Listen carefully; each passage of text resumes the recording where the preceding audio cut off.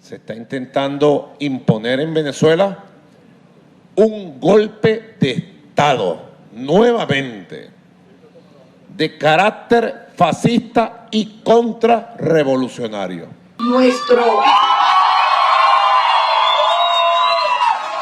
presidente electo es Edmundo González. El Consejo Nacional Electoral logró la transmisión de los resultados, pero se mantiene ahorita el hackeo brutal para impedir que el 100% de las actas de votación puedan ser transmitidas. Y el deber de la Fuerza Armada Nacional es hacer respetar la soberanía popular expresada en el voto. El gobierno venezolano denuncia un intento de golpe de Estado y una campaña orquestada por la derecha para desconocer los resultados oficiales de las elecciones presidenciales que otorgan la victoria a Nicolás Maduro.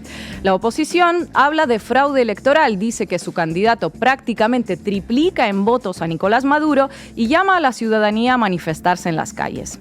De fondo, lo que ya podríamos llamar las actas de la discordia. El Consejo Nacional Electoral defiende que no puede publicar todos los resultados porque ha sufrido un hackeo masivo a su sistema y la oposición dice que ellos tienen más del 70% de las actas y que se pueden comprobar en una web que no es oficial. Mientras tanto, unos países reconocen a Maduro como presidente una vez que el organismo electoral ya le ha dado la victoria, otros gobiernos piden que se publiquen todas las actas de todas las mesas para transparentar el proceso y luego están aquellos que denuncian fraude desde mucho antes de la celebración de los comicios. Todos sabíamos que, diría María Corina Machado, que estas elecciones eran difícil que terminaran con un ganador, un reconocimiento por parte del perdedor, unas felicitaciones en Twitter de los mandatarios internacionales y todos a trabajar. Pero lo cierto es que comienza a vislumbrarse el peor de los escenarios, las protestas violentas. De todo esto hablaremos hoy en La Base, que durante este mes de agosto presentaremos Irene Sugasti y yo, para que la actualidad no se les escape ni durante las vacaciones. Bienvenidos y bienvenidas. La Base.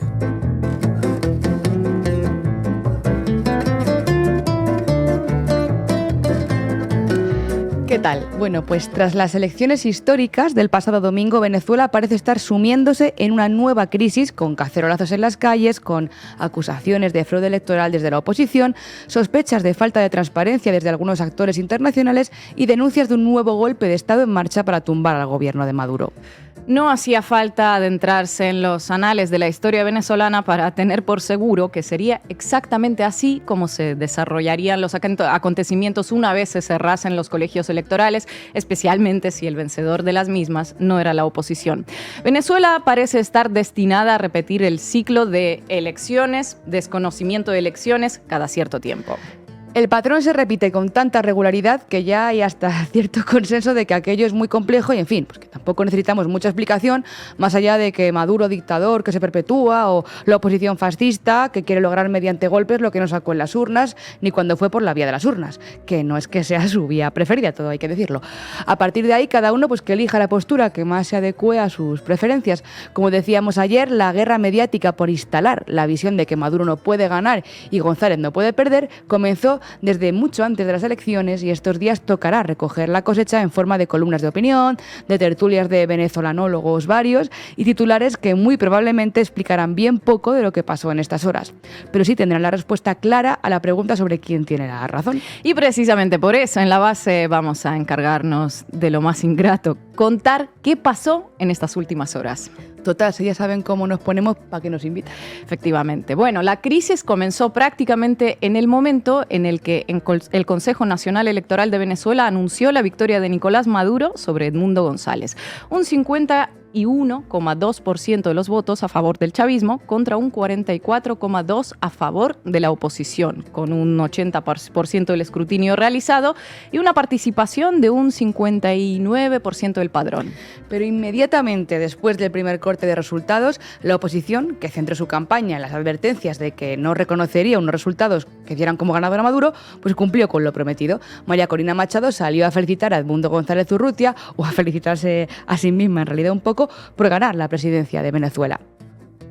Felicitaciones, Edmundo. Felicitaciones, Edmundo. Felicitaciones, Edmundo. Algunas de las mentes más destacables de América Latina, conocidos por su tradicional prudencia y por su amor a la democracia, como Javier Milei, Mauricio Macri, Patricia Bullrich o Vicente Fox, salieron a anunciar la inminente caída de la dictadura de Maduro antes de que se conociesen siquiera los resultados oficiales. Pero frente al preanunciado desconocimiento por parte de la oposición de los resultados oficiales y a las reñidas cifras presentadas por el Consejo Nacional Electoral, se instaló una suerte de consenso internacional entre actores, digamos, más cautos: reclamarle a la autoridad electoral venezolana que publiquen las actas mesa por mesa. Lo hicieron, entre otros, Brasil, Colombia, Estados Unidos, la ONU, el Centro Jimmy Carter, que acompañó el proceso electoral. Un reclamo, por cierto, que indudablemente harían en cualquier otra circunstancia en cualquier otro país que presente resultados electorales reñidos, fuera el que fuera el ganador, ¿no? ¿O no? Oh, wait. Un reclamo que se le puede hacer a Venezuela porque fundamentalmente porque sí, porque es Venezuela y porque ganó Maduro. Una señal de evidente desconfianza en las autoridades electorales venezolanas que no muestran en otros países, pero que al mismo tiempo abre una posibilidad para despejar las dudas. Si están las actas electorales a disposición y arrojan el resultado en el que cada una de las fuerzas enfrentadas insiste, ¿no es más sensato publicarlas para salir de ese absurdo? Digo yo, uno diría que sí, pero el caso es que pasaban las horas y tanto el gobierno como la oposición decían que ya harían públicas las actas sin que posteriormente pasara nada. Y paralelamente empezaron a generarse focos de tensión en Caracas, nada más ni nada menos que en zonas populares que tradicionalmente eran enclaves del chavismo. Y en medio de ese escenario, Nicolás Maduro acudió a la sede del CNE, al Consejo Nacional Electoral, donde fue proclamado como presidente reelecto, y María Corina Machado salió por su parte a anunciar que tenía en su poder los datos del 73% de las actas de votación que probaban el batacazo de Maduro. En este momento me emociona mucho decirles a todos que tenemos el 73.20%. Y que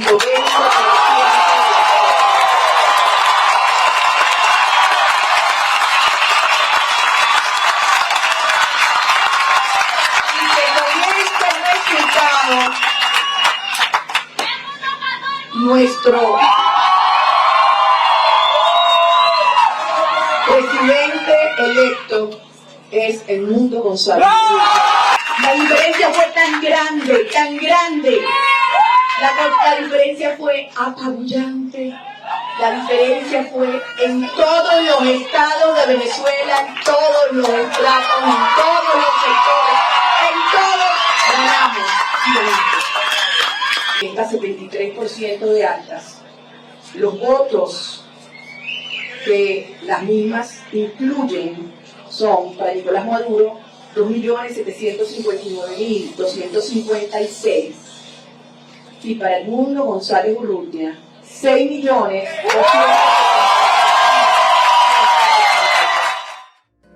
Más de 6 millones de votos para Edmundo González Urrutia y menos de 3 millones para Nicolás Maduro. Un resultado apabullante, palexón, pero eso sí, ¿dónde están las actas? ¿Se sabe algo de ellas? ¿Por qué no las publican inmediatamente si es tan estruendosa la derrota del chavismo?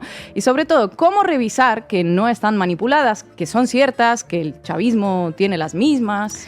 Días antes de la jornada electoral, la oposición creó una web para subir las actas físicas de las votaciones y para que todas pudiéramos contrastarlas con los datos oficiales y de esa forma, pues aparentemente comprobar la magnitud del supuesto fraude. Desde la noche de hoy hasta el momento de la grabación de este programa aún no hemos podido acceder a esa web, que según la oposición es por problemas técnicos que se irán solucionando. Llevamos horas y horas pues haciendo caucha, buscando imágenes con semáforos, bicicletas, pasos de cebra, sin llegar a ver por ninguna parte los 6 millones de votos de Edmundo González. Así que al menos de momento no podemos contaros qué son esas pruebas que supuestamente tienen. Y la otra pregunta evidente en estos momentos es ¿por qué el chavismo, a su vez, no termina de publicar las actas para corroborar los resultados oficiales que anunció el Consejo Nacional Electoral? Tras horas de silencio institucional que enturbió aún más un clima de por sí denso, el gobierno denunció un masivo hackeo al sistema de transmisión de datos, un ataque ataque informático al que, por cierto, se refirió Nicolás Maduro el mismo día de la votación y que buscaría ralentizar la transmisión de datos, retrasar el cierre de los centros electorales para inmediatamente salir a denunciar que los resultados tardan en salir, por lo tanto, están manipulados. Bueno, un poquito de eso pasó la noche del domingo. Efectivamente, el Consejo Nacional Electoral tardó en anunciar el resultado oficial y lo que sucedió después, bueno, pues ya lo sabemos. De momento, la página del CNE sigue colapsada, lo que a su vez pues aumenta la incertidumbre y da más argumentos a la oposición para alimentar el fantasma del fraude. Y para más INRI, el Centro Carter, que tenía anunciada una rueda de prensa para dar su evaluación del proceso electoral hoy, pues la ha cancelado según fuentes de la CNN y se ha retirado del país, aunque no hay nada oficial en sus redes sociales de momento. En cualquier país del planeta, el único boletín y el único resultado que pueda o deba respetarse es el que emite el Consejo Nacional Electoral. De allí eso de que solo le pararemos a las actas. El Consejo Nacional Electoral logró la transmisión de los resultados, pero se mantiene ahorita el hackeo brutal para impedir que el 100% de las actas de votación puedan ser transmitidas ante el Consejo Nacional Electoral. ¿Para qué? Para hacer lo mismo que hizo Capriles en el año 2013. Llamar a la gente a la calle.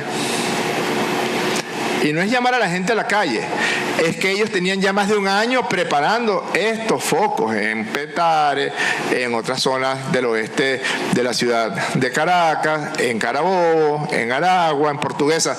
Ya tenían más de un año preparando elementos delincuenciales. En resumen, por un lado tenemos al chavismo, que junto con otros candidatos de la oposición, exceptuando precisamente a Edmundo González, firmó un compromiso por reconocer los resultados de las elecciones y que, según la autoridad electoral venezolana, ganó las elecciones con una cantidad de votos que coincide bastante con su base de roca, es decir, con el número de simpatizantes que lo suele apoyar en elecciones presidenciales o regionales. Y que denuncia un hackeo masivo al sistema de transmisión de datos que le impide publicar las actas inmediatamente, tal y como le solicitaron voceros y organismos internacionales. Es decir, un chavismo que dice que las actas se publicarán, aunque con retraso, tal y como se ha hecho en otros procesos electorales.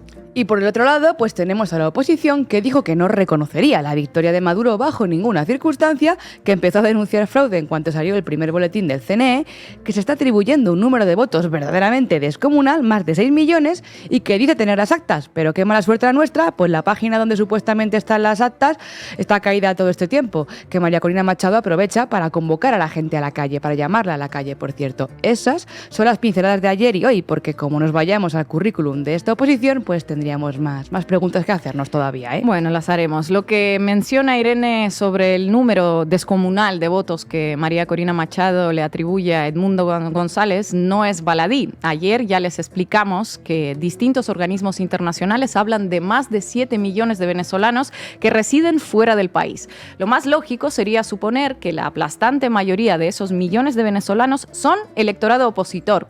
En estas elecciones, aproximadamente 4,5 millones de venezolanos tenían derecho a voto en el exterior y tan solo pudieron votar 69,000 de ellos, desde Colombia, España, Estados Unidos o Brasil. Es un elemento clave a tener en cuenta que no habla muy a favor del gobierno, porque algo debe estar mal organizado en los procesos de inscripción. Si de los más de 4 millones de llamados a las urnas, el número de los inscritos no llega ni a los 70,000. Pero surge otra pregunta. ¿Qué porcentaje de votos se atribuiría a María Corina Machado si esos más de 4 millones en el extranjero pudiesen votar? 80, 86, 92. Francamente, resulta muy difícil de creer, con el voto extranjero desmovilizado, ya sea por desgana o por dificultades burocráticas, que el candidato de la oposición pudiese ganar con ese 73% de los votos que se le atribuyen sin mostrar ninguna acta. Muy difícil, y como tampoco están publicadas, están disponibles esas actas, ni están mostradas ningunas pruebas concretas del fraude que se denuncia, no sé, testigos de pucherazos, votantes amenazados, cosas por el estilo, pues ponen muy difícil la tarea de creerles, y tampoco les ayudan sus antecedentes, francamente hablando. El antecedente más reciente es que eligieron a dedo a un señor, Juan Guaidó se llamaba, que se subió a una tarima en medio de una plaza caraqueña y se autoproclamó presidente de Venezuela Venezuela.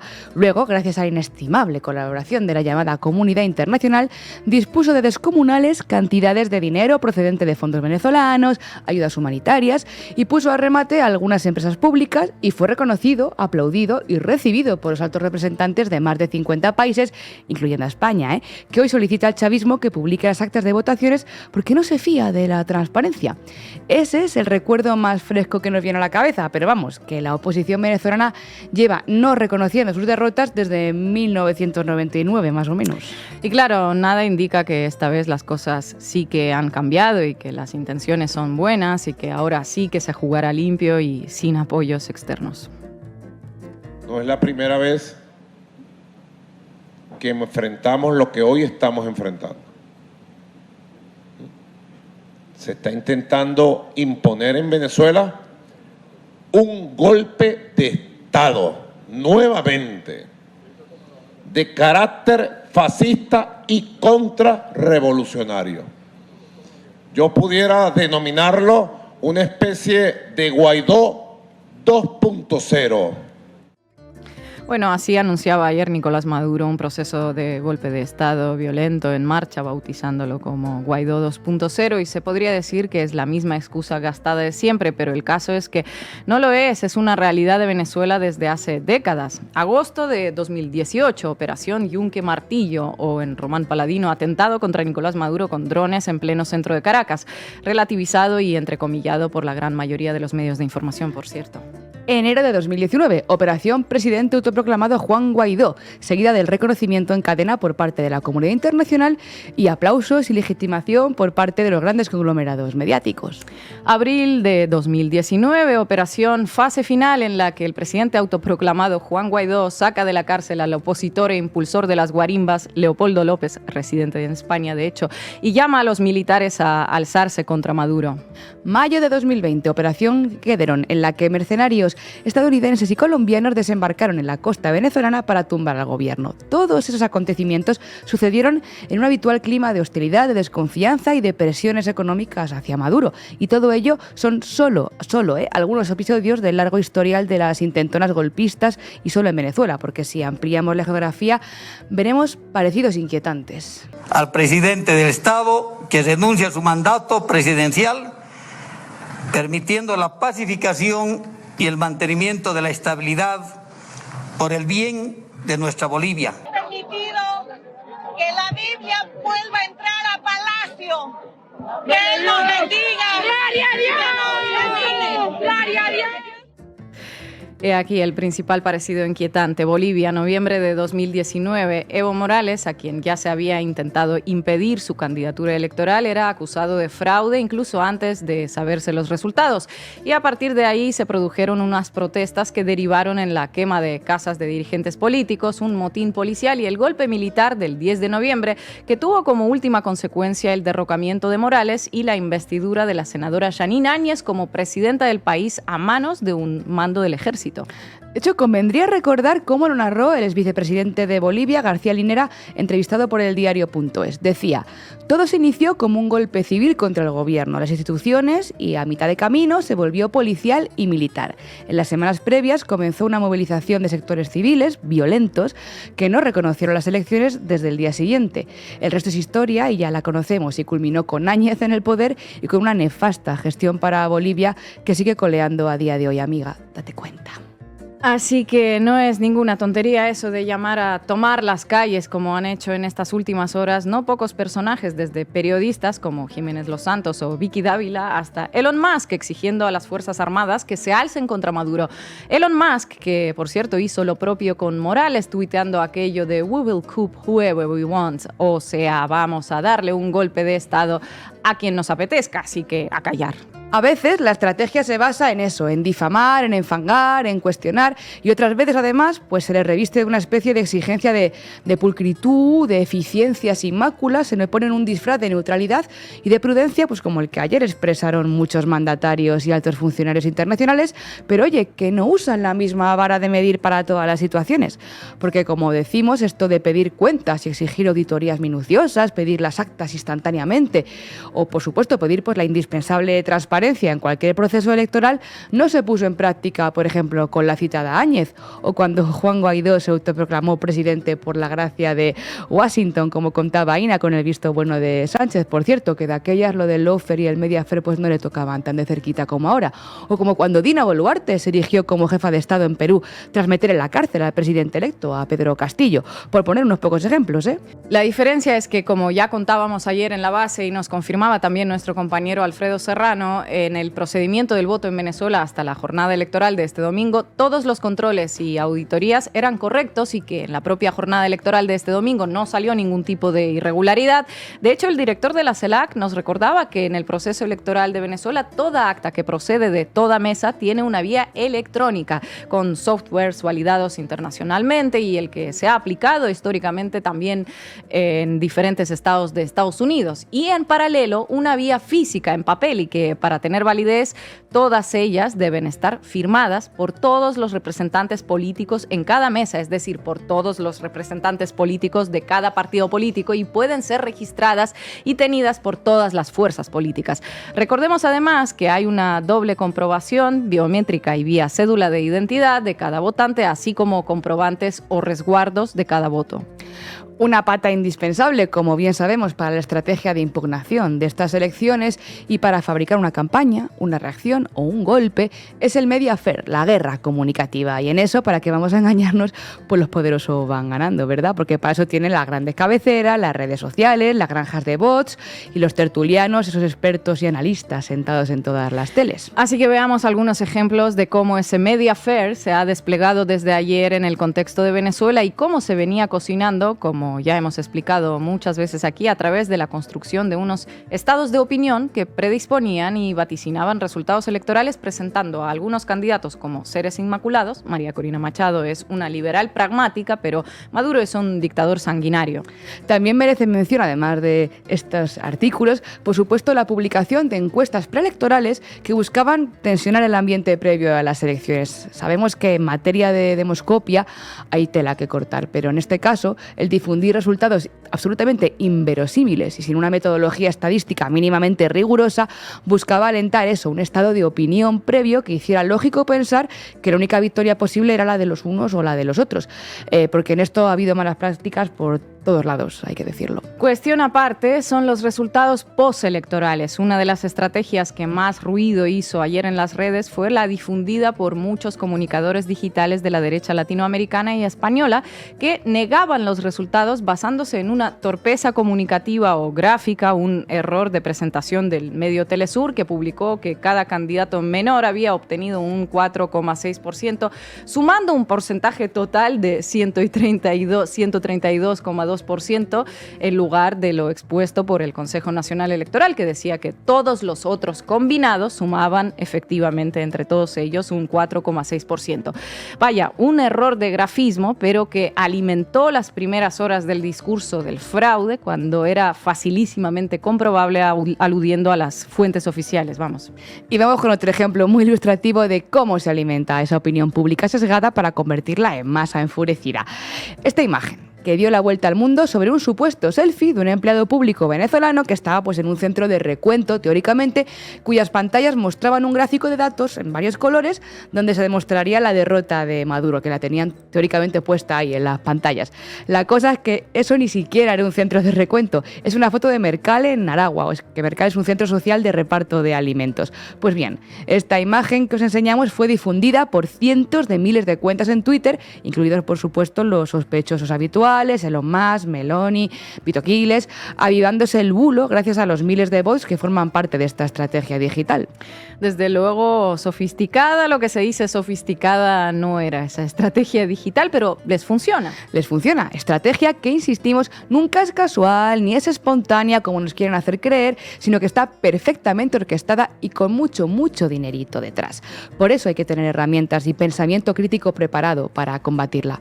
¿Pero qué va? Los medios pues no tardan tardaron en replicarla sin contrastarla siquiera. Fijaos, por ejemplo, en TN, Todo Noticias, medio argentino del grupo Clarín, decían: un funcionario chavista publicó una selfie en un centro de cómputos y alimentó las denuncias de fraude. Otro ejemplo era burdo, pero fueron con ello. Lo denunciaba el compañero Julián Macías, que como siempre ha hecho un trabajo brillante de seguimiento de estrategias digitales. Elon Musk, que está siendo especialmente activo en su apoyo a María Corina Machado y a la oposición antichavista, retuiteaba un vídeo sobre un supuesto robo de urnas en Punta Cardón, en el que se ve a varios hombres cargando unas cajas que por no son ni urnas, son aires acondicionados. Solo había que comprobar el audio del vídeo y la forma de esas urnas electorales para contrastarlo, pero bueno, no lo hicieron. Y así es como se construye la verdad de María Corina, que salió a asegurar que su candidato era el ganador porque todo el mundo lo sabía. Y esperar, porque como estas hay bastantes más. Por ejemplo, el motorista chavista armado, que en realidad era un señor con un walkie-talkie en el pantalón, que encendía los mensajes de que la violencia y la tensión se estaban desatando en algunos pueblos y ciudades venezolanos.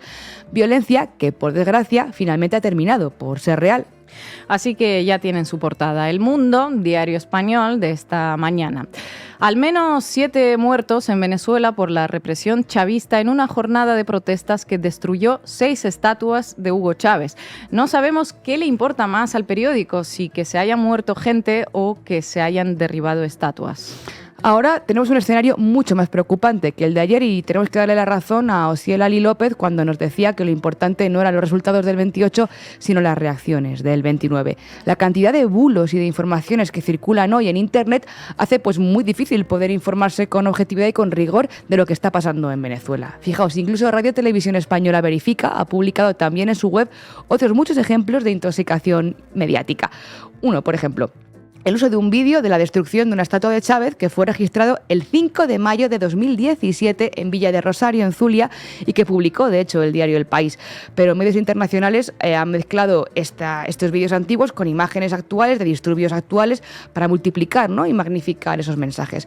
Radio Televisión Española, del mismo modo, también se hacía eco de otros mensajes que han circulado por redes, que eran vídeos de movilizaciones masivas, multitudinarias, teóricamente ante la puerta del CNE, del Consejo Nacional Electoral, pero que en realidad son grabaciones antiguas que reflejan marchas de la oposición venezolana que no tienen ninguna relación con la jornada electoral del pasado domingo, sino que son pues de hace más de un mes. Podemos hacernos varias preguntas a raíz de lo que estamos observando en las últimas horas. La primera: ¿por qué es necesario tirar de tantas mentiras, noticias falseadas o hacer pasar por actuales imágenes de archivo para sostener las tesis del antichavismo? Es más, si los resultados que anunciaba ayer María Corina Machado mientras Urrutia sentía silencioso a su lado son reales, ¿por qué no hemos visto manifestaciones sociales que reflejasen la magnitud del movimiento opositor antes de las elecciones? Argumentos como "es la verdad porque yo lo digo" o "porque lo sabe todo el mundo" o basados en falacias no formales pueden servir en el fango de Twitter, pero no son periodismo ni deberían ser las bases para informar ni para construir una democracia política e informativa. Eso es, porque si lo permitimos, el Mediafair, el Lawfare también, ahora envueltos en estas maniobras de intoxicación, de infoxicación digital, van a construirse sobre la ley del más fuerte y a costa de los derechos de todas y de todos.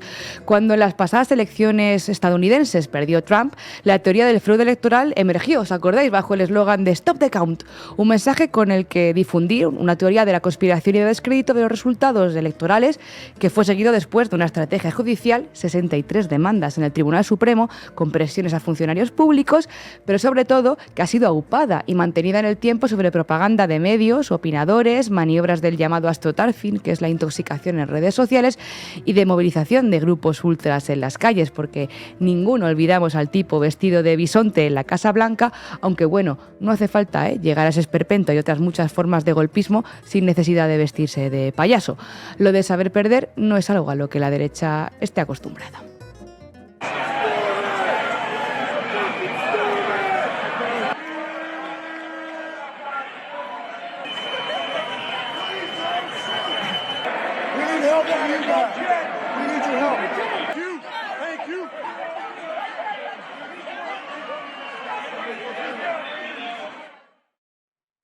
Bueno, y hoy contamos con el periodista argentino Marco Teruggi, que se encuentra en Caracas. Marco, muchísimas gracias por estar con nosotras. Bueno, cuéntanos un poco cómo está el ambiente en Venezuela en estas primeras horas postelectorales, qué se dice, qué argumentos se manejan y cuándo se publicarán las dichosas actas. Bueno, estamos a martes, han pasado muy pocas horas después de las elecciones y la crisis yo diría que empezó la misma noche, a partir del momento en el cual María Corina Machado desconoció su derrota en las urnas y anunció ya en ese momento que Edmundo González Urrutia era el candidato electo, cosa que de hecho ratificó ayer lunes durante su discurso.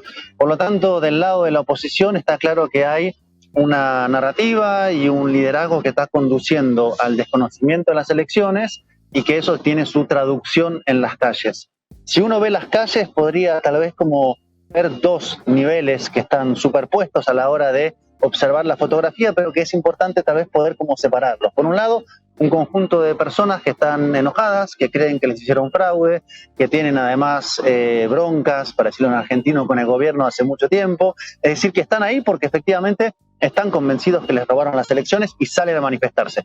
Pienso en cacerolazos, pienso en pequeños cortes de calle o movilizaciones más o menos grandes, pero que son ese sujeto que cree que les robaron las elecciones. Y por el otro lado, una serie de grupos, en general armados, preparados, que están sobre eso, llevando adelante una serie de acciones en diferentes lugares del país, sobre, por ejemplo, instituciones del Estado, locales partidarios o infraestructuras públicas. Es como una formulación que ya se vio anteriormente, que tiene que ver con esta combinación que crea un río revuelto, que además se potencia cuando no se desvirtúa en su real alcance en las redes sociales. Pero a su vez, esto avanza sobre lo que uno percibe, más que percibe, ve, que es un vacío explicativo acerca efectivamente qué es lo que pasó. ¿A qué me refiero? El Consejo Nacional Electoral dio el resultado el domingo en la noche y el lunes proclamó a Maduro como presidente ganador de las elecciones. Ahora bien, desde ese momento hasta ahora no presentó de forma pormenorizada los resultados. Sí, el lunes en la noche Jorge Rodríguez, presidente de la Asamblea Nacional, dice que hay un hackeo sobre el sistema electoral y por eso está costando que se puedan mostrar todas las actas, pero tampoco ha, digamos, presentado una construcción de cómo es ese hackeo. Por lo tanto, ese espacio de vacío está siendo, digamos, yo creo, fértil para que avance la sensación en una parte de la población de que le robaron la elección y una suerte de postura internacional, donde hay, yo diría, 4 niveles, y cierro con esto. Quienes ponen en duda los resultados, pienso centralmente en algunas declaraciones de Estados Unidos,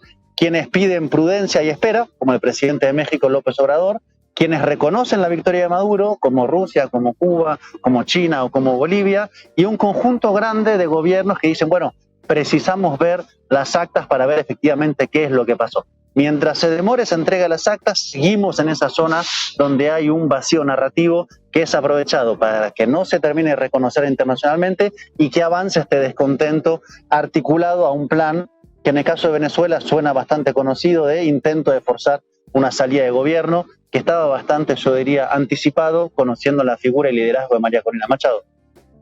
Hola Marco, ¿qué tal? Encantada de saludarte. Pues mira, yo quería insistirte un poco en el tema este de las actas de la discordia, porque aquí hemos intentado acceder durante todo el día a esa página web alternativa que teóricamente habilitó la oposición para poderlas consultar en tiempo real, pero no hemos logrado acceder de ninguna forma a las mismas. Y te quería preguntar si tú sabes algo más de eso y sobre todo si has podido hablar con alguien o conoces a alguien que haya visto las famosas actas de la discordia. Bueno, hay una gran disputa de percepción y de emocionalidad, ¿no? Y la página tiene que ver justamente con una idea de un CNE paralelo donde sí están las actas y luego efectivamente en redes sociales personas que suben diciendo sí coincide con lo mío. Comprobación de eso no lo hay, pero creo que ya no estamos en un terreno realmente de la comprobación. Lo que hay es una gran descarga de emocionalidad, de frustración, de enojo, de sensación de que fueron robadas las elecciones, que se alimenta, por ejemplo, con esta página paralela, donde sí se ven, acá sí están los resultados que dicen que ganó Edmundo González Urrutia. Es todo un dispositivo para acrecentar lo que está moviéndose en términos de la sociedad o por lo menos una parte, y justamente la pregunta es cuánta es la parte de la población que se está movilizando y cuán efectivo está siendo este dispositivo.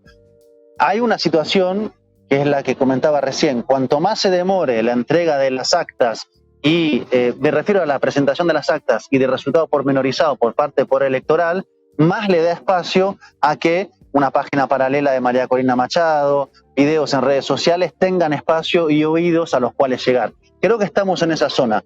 La pregunta ahora sería, cuando sean entregados las actas y la demostración de los resultados, ¿eso va a calmar las aguas internamente? ¿O ya estamos en un escenario donde de alguna manera algo prendió, para usar una metáfora muy sencilla, y ya es difícil, aunque se muestre con todas las pruebas que no hubo ningún tipo de fraude, que eso se detenga? Y acá quiero ir a lo último. Finalmente, Machado era muy poco probable que aceptara su derrota, ella lo venía anticipando, y esto que estamos viendo es una ingeniería que ya estaba preorganizada, articulada y planificada. Lo que pasa es que encuentra un terreno fértil sobre el vacío narrativo, que el gobierno explica que es porque le hackearon la página, y sumado a sus propios grupos que estaban, yo diría, latentes para intervenir en acción, y un sector de la movilización de la población que se moviliza, está dando las imágenes que vemos hoy. Es complejo el escenario en el cual estamos, y me atrevo a decir que es altamente probable que siga escalando. Marco, una noticia de última hora que llegó antes de que empezásemos a grabar de la CNN, que cita a su fuente y dice que el Centro Carter se retira de Venezuela y cancela la publicación del informe preliminar. ¿Tú cómo interpretas esto? ¿Cómo deberíamos evaluarlo desde aquí? Digamos que es un aporte a ese escenario de no retorno del que nos estás hablando, ¿o cabe esperar un desarrollo diferente? Una pregunta importante. Primero, la del no retorno. No me atrevo a hacer una aseveración, pero empiezo por ahí, voy al Centro Carter. Digo, lo que estamos viendo acá tiene muchos paralelismos con lo que vimos en el 2017, por ejemplo, o en el breve interín en el cual la figura de Juan Guaidó tuvo su momento de crecimiento. Lo que pasa es que hay otras condiciones, me parece, en términos de la población, de acumulados de descontento, entre otras variables. En ese contexto, el Centro Carter es, para muchos sectores, la voz que puede decir si sí o no se valida el resultado electoral, que deje una zona de zozobra, si efectivamente se retira sin decir nada, y deje esa zona de, bueno, efectivamente, ¿qué pasó? No hay algún tipo de validación externa de actores para los cuales son los únicos que pueden hacer esa validación. Para mí va a abonar a la crisis. No digo que sea la OEA como en el 2019, porque en este caso se retiraría, pero sí, si por el contrario dijera, calma, espera, estamos hablando con el CNE, veamos el resultado, o tuviera una posición, como decía antes de venir al país el Centro Carter, de una misión limitada que va a ver después cuando entrega su informe, sería un caso. En este momento, todo tipo de declaración, pronunciamiento que abone a la sospecha de que el resultado no es el que es, solo va a agudizar el grado de crisis que hay en Venezuela. Además del Centro Carter, como hemos estado informando, hay otras muchas misiones de acompañamiento electoral. ¿Has podido hablar con otras personas que hayan estado allí, como individuales o en misiones más grandes, que te hayan comentado su percepción sobre el asunto? Sí, misiones hubo varias. Bueno, hubo una cantidad muy importante de acompañantes internacionales que estuvieron acá, que estuvieron recorriendo los centros electorales. Estuvo también el panel de expertos de Naciones Unidas. Hubo enviados diplomáticos de varios países. Lo que sucede es que hay una suerte de, bueno, como decía antes, está una posición de reconocimiento a los resultados, porque del otro lado tampoco hay una demostración de que hubiera habido algún tipo de fraude, de un actor político que crónicamente dice que hay fraude cada vez que pierde. Quiero decir, no es un detalle menor, pero Machado y la oposición venezolana tiene un historial de denunciar fraude cada vez que pierde. Pero para algunos medios internacionales, las únicas voces legitimadas para decir si hubo o si no hubo algún tipo de irregularidad son, por ejemplo, el Centro Carter. Por eso tiene un peso determinante, me parece, en la construcción de sentido acerca de lo que pasó en una parte de la opinión pública, diríamos, latinoamericana o europea. De ahí lo delicado de ese posicionamiento, porque es tomado de forma diferencial, injustamente diferencial, pero diferencial. Así que hay que ver. Yo creo que cuanto más rápido haya un esclarecimiento en cuanto a poner sobre la mesa por parte del órgano electoral o del gobierno o quien vaya a hablar acerca de el hackeo, cómo consistió, en qué situación está y la entrega de los resultados, estado por estado, ciudad por ciudad, mesa por mesa, más va a disipar eso y más va a permitir que haya gobiernos que reconozcan el resultado y eso esperemos tenga un efecto apaciguador puertas adentro de Venezuela. Me atrevo a decir que la estrategia de Machado es la inversa. Ella quiere escalar la crisis para justamente generar la impresión puertas afuera que nuevamente, porque se sabe es el plan de esta derecha, el gobierno está a punto de caer, ¿no? Estamos nuevamente en esa lógica de dispositivo donde se vende que esto es cuestión de tiempo y ya han aparecido mensajes hablándole a las Fuerzas Armadas pidiéndoles que se pongan del lado de Machado, González Urrutia, ¿no? Porque finalmente lo que estamos viendo, primero, es el inicio de algo que está recién empezando, ese es mi diagnóstico al menos, y se parece bastante a lo que ya hemos vivido. Y que de hecho es esta lógica de gente movilizada, grupos que son o gente paga o grupos más preparados, un río revuelto y el llamado a partir de ahí a policías, militares, entre comillas, comunidad internacional, a intervenir en Venezuela. Estamos en el inicio de ese proceso. Por último, no sé qué va a pasar, pero Machado está diciendo que González Urrutia es el presidente electo. No sé si se viene nuevamente un intento de reconstruir una suerte de otro presidente virtual en Venezuela. No sé cuántos de los gobiernos que reconocieron a Juan Guaidó están dispuestos otra vez a una aventura fallida de esta naturaleza. Pero Machado está diciendo que González Urrutia es el presidente. Otra vez tenemos la escenografía de una suerte de doble poder en redes sociales. Guaidó 2.0, como vamos a llamar este programa. Marco Teruggi, muchísimas gracias por estar en La Base, siempre un placer. Gracias a ustedes. Bueno, y llegamos al final del programa y les dejamos con un tema de Jam, de Motherworld, un clásico, un temazo. Sugasti manejaba este dato sobre el tema. Hasta mañana.